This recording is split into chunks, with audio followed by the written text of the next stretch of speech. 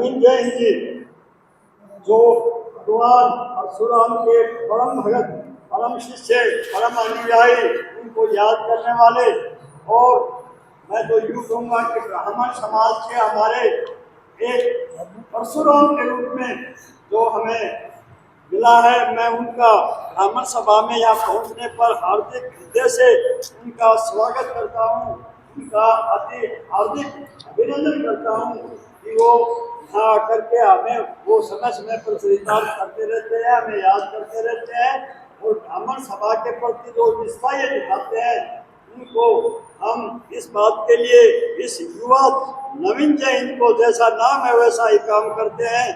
और अब तो भाई जो है हरी सभाओं में अपना एक गौरव भी कहने लगे हैं कि मैंने पहरावर का फलाना, कोई एक संरक्षक है वहाँ का भाई प्रिंसिपल है कोई, उसका नाम लेने लग गया कि उसको सारी चीजें मैंने दे दी है, और वो हमको सारा पहरावर का जो है काम प्रगति पे है, और अंतिम चरण में है 99% काम हो गया है। इसका सारा श्रेय हमारे भाई नवीन जैन के लिए जाता है, तो जोरदार तालियों से इनका स्वागत। ऐसे तो मोहन सभा हमारे श्री कैलाश जी, हमारे आचार्य जी, हमारे बीडीसी मेंबर, यहाँ पहुँचने पर मैं उनका भी हार्दिक स्वागत करता हूँ। धन्यवाद। सभी को राम राम है। मेरे बड़े बुजुर्ग और सभी सभा के पदाधिकारी यहाँ बैठे हैं। सबसे पहले तो मैं जो दिवंगत आत्मा है उनको नमन करता हूँ कि भगवान उनको, उनकी आत्मा को शांति दे। और जिस तरह आपने बताया कि जिस तरह उन्होंने काम किए हैं समाज के लिए, तो हम तो यही चाहेंगे कि भगवान फिर दोबारा इसी जगह पे जन्म दे ताकि दोबारा ऐसे ही काम करते रहें। बहुत से लोग हैं, लोग अपने लिए काम करते हैं, लेकिन ऐसे बहुत कम लोग होते हैं जो समाज के लिए, दूसरे लोगों के लिए, गौ माता के लिए काम करने वाले लोग बहुत कम हैं। सब अपना पेट भर के सो जाते हैं खा पी के। तो इस तरह की दिवंगत आत्मा का जाना समाज के लिए, 36 बरादरी के लिए, पूरी की पूरी एक कहते हैं ना कि एक पूरे समाज को हानि होती है इस तरह के आदमियों का जाना। तो मैं भगवान से तिवारी जी की आत्मा की शांति की वो करता हूँ कि भगवान उनको अपने चरणों में ले। और आप सब यहाँ पे हो, मैं आज भगवान परशुराम जन्मोत्सव का न्योता देने के लिए आप लोगों के पास आया हूँ, क्योंकि परावर की जो ज़मीन का मामला था वो कई सालों से, करीब 14 साल से, वो जैसे श्री राम ने वनवास काटा था ना, ऐसे ही ज़मीन कब्जे में थी दो सरकारों के। और आप सब लोगों ने बहुत बढ़ चढ़ कर उस दौरान तन से, मन से, धन से सहयोग दिया था। बहुत से लोग वहाँ पहुँचे थे, वो ज़मीन वापस मिली। अब वहाँ पे 19 मई रविवार को भगवान परशुराम जन्मोत्सव मनाया जाएगा, और ये निर्णय लिया जाएगा, वो आप लोगों के सबके सहमति से होगा कि पूरे देश की सबसे बड़ी प्रतिमा भगवान परशुराम की 121 फीट की हम सोच रहे हैं, हम तैयारी कर रहे हैं। लेकिन वो सारे समाज के साथ मिलके होगा, सारा समाज चाहेगा तो ही होगा। तो क्योंकि वो परावर की जो ज़मीन है वो एक सामान्य ज़मीन का मामला नहीं है, वो एक समाज के अंदर चेतना का भी मामला है, एक जागरूकता का भी है।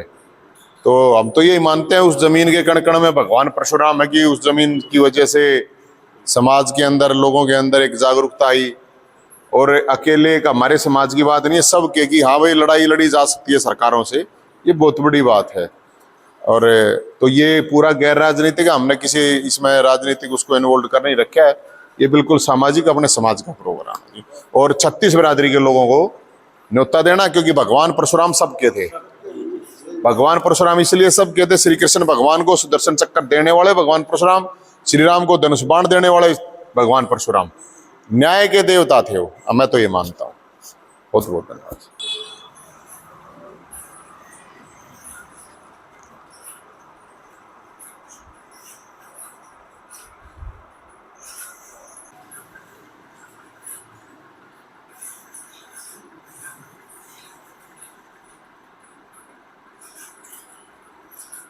सर, आज आप यहाँ आए हैं, क्या प्रोग्राम है, क्या कार्यक्रम?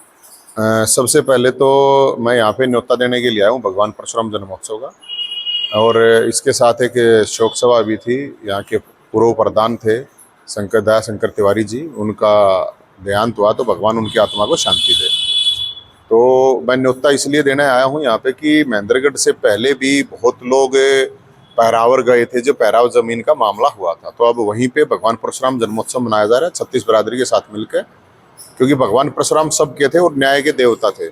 श्री कृष्ण भगवान को सुदर्शन चक्र देने वाले भगवान परशुराम थे, श्री राम जी को धनुष देने वाले, और भोलेनाथ के सबसे परम भगत पहली कावड़ लेके आने वाले भगवान परशुराम थे।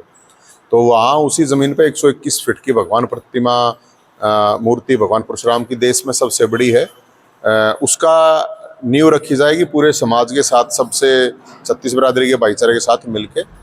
तो न्योता इस सबको मेरी तरफ से और सभी समाज को ये न्योता है, क्योंकि वो एक चेतना की जगह थी और जमीन से 14 साल 2 सरकारों के कब्जे से छुड़वाई थी वो जमीन। तो मुझे लगता है कि वो एक मान सम्मान और स्वाभिमान की बात है। तो महेंद्रगढ़ से बहुत लोग गए थे, हर बिरादरी के लोग गए थे, तो उनके मान सम्मान का भी मौका है कि उनको हमें मान सम्मान भी देंगे। और इसके अलावा एक चीज़ वहाँ पे पिछली बार भी कही थी, क्योंकि मैं ये मानता हूँ मेरे को तो जो शक्ति भोलेनाथ भगवान परशुराम कृष्ण भगवान देते हैं, उन्हीं की वजह से जनता की लड़ाई लड़ते हैं। तो लोगों की शासन प्रशासन से भी जो समस्या होंगी वो भी अपनी वहाँ पे लेके आए। पिछली बार भी करीब 250 समस्याएं ऐसी आई थी, जिनमें से 200 समस्याओं का समाधान निवारण करवाया था। तो सबका न्योता है, आप सबका मैं पूरे महेंद्रगढ़ नारनौल क्षेत्र का हर जगह न्योता देता घूम रहा हूँ मैं तो, और ये भगवान की माया है, मेरा तो कुछ है नहीं। सर, जैसे कि लोकसभा चुनाव आ रहे हैं, तो बीजेपी को किस पायदान पे देखते हैं, और कांग्रेस जो इंडी गठबंधन है उसको आप किस पायदान? देखो, मैं पहली बात तो मैं राजनीति में हूँ नहीं, ये सवालों का जवाब तभी दे पाऊंगा सही तरीके से तो मैं किसी राजनीतिक दल में हूँ। चुनाव है, मेरा कहना ये जरूर है कि सब वोट डालने के लिए जरूर जाएं, चाहे नोटा ही डाल लें, लेकिन वोट परसेंट बहुत कम है, क्योंकि गर्मी बहुत ज़्यादा है। तो चुनाव आयोग से ये जरूर मांग करूंगा मैं कि आगे चुनाव गर्मियों में ना करवा, इतनी गर्मी में, ताकि वोट परसेंट ज़्यादा हो। इसके अलावा मैं ये जरूर कहूँगा कि कोई भी पक्ष का हो विपक्ष का, उससे सवाल जरूर पूछिए। अगर आप किसी जातीय क्षेत्र या नेता के पार्टी के गुलाम नहीं है तो सवाल पूछना चाहिए कि जो सरकार में थे उन्होंने किया क्या, और जो विपक्ष में थे अगर उन्होंने नहीं किया तो उन्होंने संघर्ष क्या किया लोगों के लिए, लोगों की समस्याओं के लिए।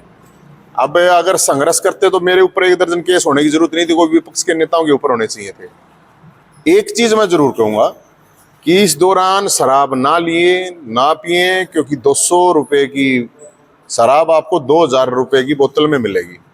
आपका स्वास्थ्य खराब होगा, आप मरोगे, जहरीली भी होगी, नकली भी होगी। लेना है घी दूध ले लो, नगद ले लो, और आपसी भाईचारा खराब मत करो, क्योंकि नेता शाम को इकट्ठा बैठ के खाते पीते हैं, दिल्ली जाके खाए पिएंगे, लोग यहाँ लड़ेंगे। मेरी लोगों से ये अपील है, नेताओं या पार्टियों या वोट के चक्कर में किसी के साथ झगड़ा फसाद ना करें। कोई नेता तुम्हारे लिए वकील नहीं करेगा, कोई नेता तुम्हारे लिए जेल में प्याज टमाटर देने नहीं जाएगा। आपसी भाईचारा खराब होगा, आपसी रंजिश होगी। तो मेरी लोगों से ये अपील जरूर है कि भाई लड़ाई झगड़ा ना करें, भाईचारा बनाए रखे। मेरी तो यही अपील है जी। कौन जीते कौन हारे ऊपर वाला देखे, जनता से अपील है। हमारा जो पूरा प्रोग्राम वो गैर राजनीतिक है, वो सिर्फ भगवान परशुराम का, और भगवान परशुराम को किसी भी तरह से राजनीतिक रूप से प्रयोग नहीं होने देंगे हम, ये मैं बता सकता हूँ आप लोगों को, क्योंकि भगवान सबके हैं, वो किसी पार्टी या किसी समाज के नहीं होते। क्या कार्यक्रम है आज? वैसे तो हमारे यहाँ दयाशंकर तिवारी जी हमारे प्रमुख शिक्षक, पूर्व ब्राह्मण सभा के प्रधान, व गौ सेवा आयोग के सदस्य और मोदाश्रम के प्रधान रहे। उनके आकस्मिक निधन पर यहाँ पर श्री मान रमेश चंद्र वैद्य के अध्यक्षता में आज एक मौन सभा का, श्रद्धांजलि सभा का यहाँ पे आयोजन किया गया था। उसी इनका एक प्री प्रोग्राम था हमारे जय हिंद जी का। तो इन्होंने 19 मई रविवार 11 बजे प्रहावर धाम के ऊपर, जैसा कि इन्होंने बताया कि भगवान परशुराम की एक बहुत बड़ी प्रतिमा का अनावरण ये करने जा रहे हैं, नींव रखने जा रहे हैं।